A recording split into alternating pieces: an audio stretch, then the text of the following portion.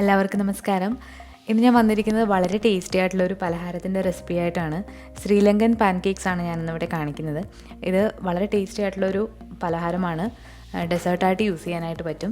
അപ്പോൾ നമ്മൾ സാധാരണ മലബാർ സൈഡിലൊക്കെ ഉണ്ടാക്കുന്ന ഏലാഞ്ചിയുടെ വേറൊരു രൂപമാണ്.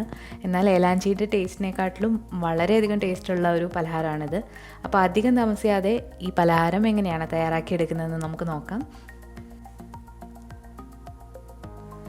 ആദ്യം തന്നെ നമുക്കിതിലേക്ക് വേണ്ട ഫില്ലിങ് തയ്യാറാക്കി എടുക്കണം. അതിന് വേണ്ടിയിട്ട് ഞാനിവിടെ 1 കപ്പ് തേങ്ങയും 1/2 കപ്പ് ശർക്കരയാണ് എടുത്തിട്ടുള്ളത്. ഇത് അഴുക്കില്ലാത്ത ശർക്കരയാണ്. അഴുക്കുള്ള ശർക്കരയാണെങ്കിൽ നിങ്ങൾക്ക് ഉരുക്കിയിട്ട് എടുക്കാവുന്നതാണ്. ഇനി ഈ ശർക്കരയും തേങ്ങയും കൂടി ഒരു പാനിലിട്ട് നന്നായിട്ടൊന്ന് മിക്സ് ചെയ്തെടുക്കണം. ഫ്രഷ് ആയിട്ടുള്ള തേങ്ങയാണ് എപ്പോഴും നല്ലത്. ഞാനിവിടെ ഡെസിക്കേറ്റഡ് കോക്കനട്ടാണ് എടുത്തിട്ടുള്ളത്. അതൊന്ന് കുതിർത്തിട്ടാണ് ചേർത്ത് കൊടുത്തിരിക്കുന്നത്.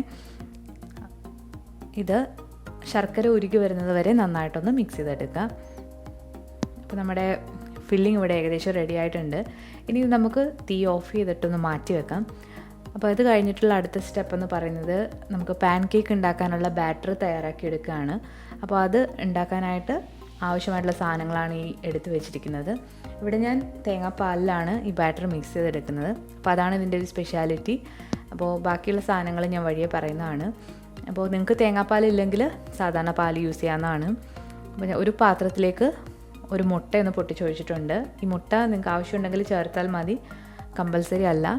അപ്പോൾ മുട്ട ചേർത്ത് കൊടുത്തതിന് ശേഷം ഇതിലേക്ക് ഒരു 1/4 ടീസ്പൂൺ ഉപ്പ് കൂടി ചേർത്ത് കൊടുത്തിട്ടുണ്ട്. ഒരു കളറിന് വേണ്ടിയിട്ടാണ് ഞാനിവിടെ ഒരു നുള്ളു മഞ്ഞൾപ്പൊടി ചേർത്ത് കൊടുത്തിട്ടുണ്ട്. പിന്നെ ഒരു മണത്തിന് വേണ്ടിയിട്ട് കുറച്ച് ഏലക്കാപ്പൊടി കൂടി ചേർത്ത് കൊടുത്തു. ഇതൊരു വിസ്ക് വെച്ചിട്ട് നന്നായിട്ടൊന്ന് മിക്സ് ചെയ്ത് കൊടുക്കുക. നന്നായി മിക്സാക്കി എടുത്തിട്ടുണ്ട്. ഇനി ഇതിലേക്ക് നമ്മൾ തേങ്ങാപ്പാൽ ചേർത്ത് കൊടുക്കുകയാണ്. ഞാനിവിടെ ഒരു ടിൻ തേങ്ങാപ്പാലാണ് ഇതിലേക്ക് യൂസ് ചെയ്യുന്നത്. ഈ പാൻ കേക്കിൻ്റെ ഒരു പ്രത്യേകത തേങ്ങാപ്പാൽ യൂസ് ചെയ്യുമ്പോഴാണ് ഇതിന് നല്ല ടേസ്റ്റ് ഉണ്ടാവുക. നിങ്ങൾക്ക് തേങ്ങാപ്പാൽ എടുക്കാൻ പാടാണെങ്കിൽ നിങ്ങൾക്ക് സാധാരണ പാലെടുത്താലും മതി. ഇനി ഇതിലേക്ക് നമ്മൾ എടുത്ത് വെച്ചിരിക്കുന്ന മൈദ കുറേശ്ശായിട്ട് ചേർത്ത് കൊടുത്ത് നന്നായിട്ടൊന്ന് മിക്സ് ചെയ്തെടുക്കണം. അപ്പോൾ കുറേശ്ശെ തേങ്ങാപ്പാൽ കൂടി ഒഴിച്ചിട്ട് മിക്സ് ചെയ്തെടുക്കുക. നിങ്ങൾക്ക് ഇനി പാല് യൂസ് ചെയ്യാൻ പറ്റില്ലെങ്കിൽ സാധാരണ വെള്ളം വെച്ചിട്ടും ചെയ്യാം. പക്ഷേ ഏറ്റവും ടേസ്റ്റ് തേങ്ങാപ്പാൽ വെച്ചിട്ട് ചെയ്യുന്നതാണ്. ഇപ്പോൾ നമ്മുടെ ബാറ്റർ ഇവിടെ റെഡി ആയിട്ടുണ്ട്. ഇത് ഒരുപാട് കട്ടിയുമല്ല ഒരുപാട് ലൂസുമല്ല, ആ ഒരു കൺസിസ്റ്റൻസിയാണ്. ഞാനിവിടെ ഒരു ടിൻ തേങ്ങാപ്പാൽ ഇതിലേക്ക് ചേർത്ത് കൊടുത്തിട്ടുണ്ട്.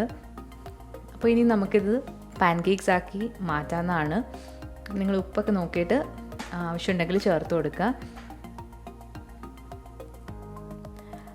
ഇവിടെ ഞാനൊരു നോൺ സ്റ്റിക്ക് പാനാണ് എടുത്തിട്ടുള്ളത്. അതിലേക്ക് കുറച്ച് ഓയിലൊന്ന് തടവി കൊടുക്കുന്നുണ്ട്. അതിനുശേഷം നമ്മൾ ബാറ്റർ ഇതിലേക്ക് ഒഴിച്ചിട്ട് ഒരു തവി ബാറ്ററാണ് ഞാനിവിടെ ഒഴിച്ചു കൊടുക്കുന്നത്. ബാറ്റർ ഒന്ന് ഒഴിച്ചു കൊടുത്തതിന് ശേഷം പാനൊന്ന് കറക്കിയാൽ മതി. തവി വെച്ചിട്ട് ഇങ്ങനെ ചുറ്റിച്ചു കൊടുക്കേണ്ട ആവശ്യമില്ല. അപ്പോൾ ഇങ്ങനെ ചെയ്തിട്ട് ഇതൊന്ന് അടച്ചു വെച്ചിട്ട് നമുക്ക് വേവിച്ചെടുക്കാം. ഇത് നമ്മൾ ഒരു സൈഡ് മാത്രമേ വേവിക്കുള്ളൂ, 2 സൈഡും വേവിക്കേണ്ട ആവശ്യമില്ല. അപ്പോൾ സൈഡൊക്കെ വിട്ടു വരുന്ന സമയത്ത് നമുക്കിത് ഒരു പ്ലേറ്റിലേക്ക് മാറ്റാവുന്നതാണ്. അടച്ചു വെച്ചിട്ട് വേണമെങ്കിൽ വേവിക്കാം. ഇതിപ്പോൾ നമ്മുടെ പാൻ കേക്ക് ഇവിടെ റെഡി ആയിട്ടുണ്ട്. ഇനി ഇതൊരു പ്ലേറ്റിലേക്ക് മാറ്റാം. അപ്പോൾ ഇതുപോലെ തന്നെ എല്ലാ പാൻ കേക്ക്സും ചുട്ടെടുക്കുക. പാൻ ഒരുപാട് ചൂടായി പോകാതിരിക്കാനായിട്ട് ശ്രദ്ധിക്കുക. ഒരു മീഡിയം ഫ്ലെയിമിലിട്ട് വേണം നമ്മൾ ഈ ബാറ്റർ ഇതിലേക്ക് ഒഴിച്ചു കൊടുക്കാനായിട്ട്, അല്ലെങ്കിൽ ഇതുപോലെ ഇങ്ങനെ പരത്താനായിട്ട് പറ്റില്ല. അപ്പോൾ ഇതുപോലെ എല്ലാ പാൻ കേക്ക്സും നമുക്ക് ചുട്ടെടുക്കാം.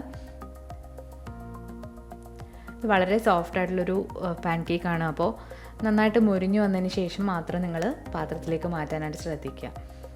അല്ലെങ്കിൽ നമ്മൾ എടുക്കുമ്പോൾ തന്നെ അത് പൊടിഞ്ഞു പോകാനുള്ള ചാൻസ് ഉണ്ട്.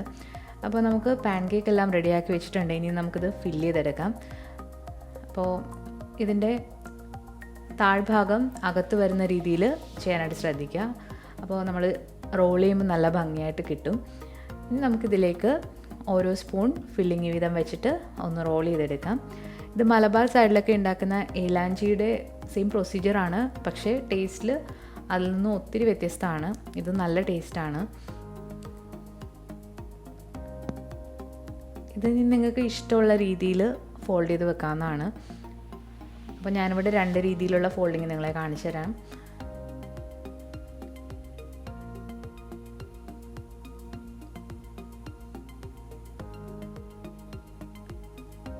ഇത് വളരെ സോഫ്റ്റായിട്ടുള്ളൊരു പലഹാരമാണ്. ഇത് തണുപ്പിച്ച് കഴിക്കാനും നല്ല ടേസ്റ്റാണ്.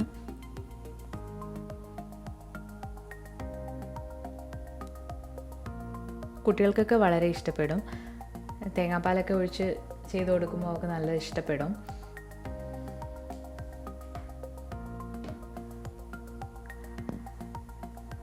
ഇത് ഈ രീതിയിൽ നിങ്ങൾക്ക് റോൾ ചെയ്തെടുക്കാവുന്നതാണ്. ഇത് വളരെ ടേസ്റ്റി ആയിട്ടുള്ളൊരു പലഹാരമാണ്. എന്തായാലും എല്ലാവരും ഇതൊന്ന് ട്രൈ ചെയ്ത് നോക്കിയിട്ട് നിങ്ങളുടെ ഫീഡ്ബാക്ക് അറിയിക്കുക. എന്തായാലും നിങ്ങൾക്ക് ഇഷ്ടപ്പെടും. ഇന്നത്തെ ഈ വെറൈറ്റി പാൻ കേക്ക് നിങ്ങൾക്ക് ഇഷ്ടമായെങ്കിൽ ഈ വീഡിയോ ലൈക്ക് ചെയ്യാനും ഷെയർ ചെയ്യാനും കമൻറ്റ് ചെയ്യാനും മറക്കരുത്. അതുപോലെ പുതിയതായിട്ട് ചാനൽ കാണുന്നവരാണെങ്കിൽ സബ്സ്ക്രൈബ് ചെയ്തിട്ട് റൈറ്റ് സൈഡിലായിട്ട് കാണുന്ന ബെല്ലൈക്കൺ കൂടി ഒന്ന് പ്രസ് ചെയ്തോളൂ. അപ്പോൾ ഞാൻ വീഡിയോസ് അപ്ലോഡ് ചെയ്യുമ്പോൾ നിങ്ങൾക്ക് നോട്ടിഫിക്കേഷൻസ് കിട്ടുന്നതാണ്. പുതിയൊരു റെസിപ്പിയായിട്ട് വീണ്ടും വരാം. താങ്ക്